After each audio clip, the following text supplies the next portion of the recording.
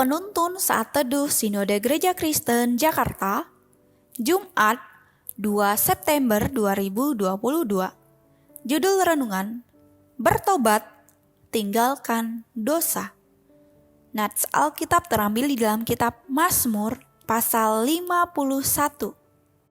Pengakuan dosa untuk pemimpin biduan, Mazmur dari Daud. Ketika Nabi Nathan datang kepadanya setelah ia menghampiri Batsheba, "Kasihanilah aku, ya Allah, menurut kasih setiamu. Hapuskanlah pelanggaranku menurut rahmatmu yang besar. Bersihkanlah aku seluruhnya dari kesalahanku, dan tahirkanlah aku dari dosaku. Sebab aku sendiri sadar akan pelanggaranku. Aku senantiasa bergumul dengan dosaku. Terhadap engkau sajalah aku telah berdosa dan melakukan apa yang kau anggap jahat. Supaya ternyata engkau adil dalam putusanmu, bersih dalam penghukumanmu.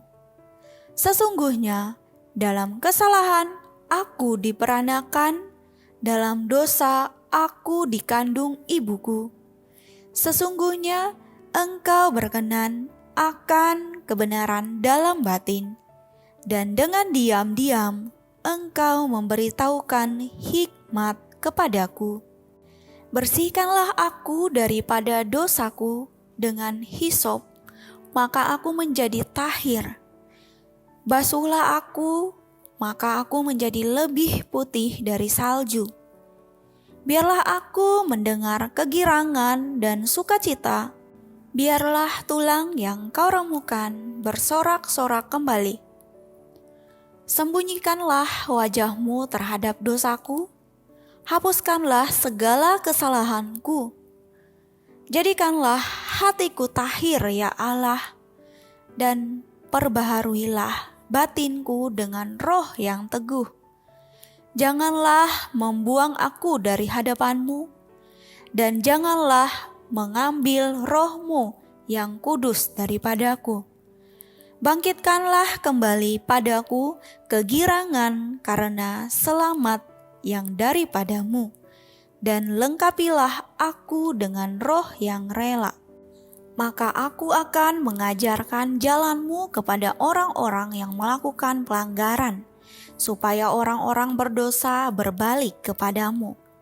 Lepaskanlah aku dari hutang darah, ya Allah, Allah keselamatanku. Maka lidahku akan bersorak-sorai memberikan keadilanmu. Ya Tuhan, bukalah bibirku, supaya mulutku memberitakan puji-pujian kepadamu. Sebab engkau tidak berkenan kepada korban sembelihan. Sekiranya ku persembahkan korban bakaran, engkau tidak menyukainya. Korban sembelihan kepada Allah ialah jiwa yang hancur, hati yang patah dan remuk tidak akan kau pandang hina, ya Allah. Lakukanlah kebaikan kepada Sion menurut kerelaan hatimu. Bangunkanlah tembok-tembok Yerusalem, maka engkau akan berkenan kepada korban yang benar, korban bakaran dan korban yang terbakar seluruhnya. Maka orang akan mengorbankan lembu jantan di atas mezbahmu. Kisah perselingkuhan Joni yang diceritakan beberapa hari lalu akhirnya terkuak. Sang istri dan anak-anaknya merasa sangat marah dan kecewa, sehingga keributan dalam rumah tangga menjadi tak terelakkan.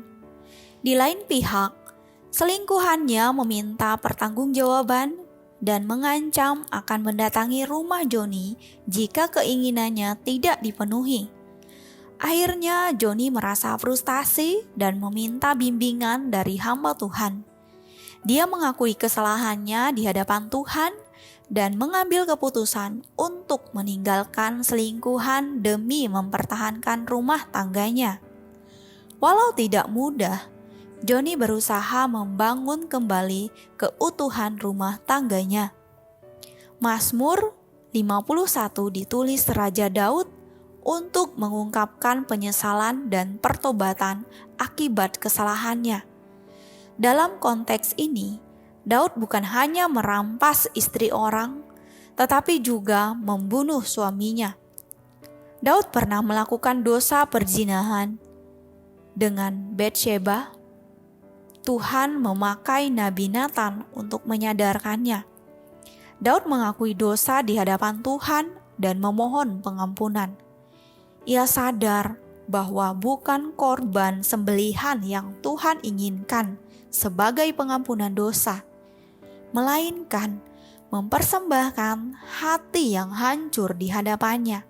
Ayat 17. Ini yang Daud lakukan.